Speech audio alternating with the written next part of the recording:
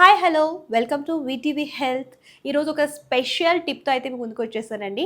ఎవరైతే diabetes patients ఉంటారో వాళ్ళు నైట్ టైం రైస్ తినాలా చపాతీ తినాలా అని చెప్పేసి చాలామంది డౌట్ఫుల్గా ఉంటారు.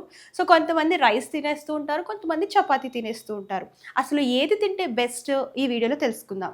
సో చాలామంది ఏంటంటే డయాబెటీస్ పేషెంట్స్ ఒక కప్ రైస్ తింటారు.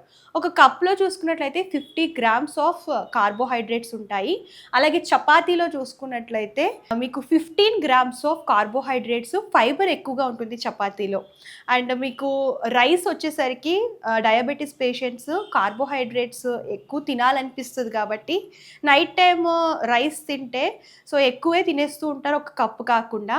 అండ్ అదే చపాతీ అనుకోండి, 2 చపాతీలు తింటేనే మీకు కడుపు అనేది నిండిపోతుంది కాబట్టి so prefer best for diabetes పేషెంట్స్కి నైట్ చపాతీయే బెస్ట్. 2 చపాతీస్ తింటే సరిపోతుందనమాట.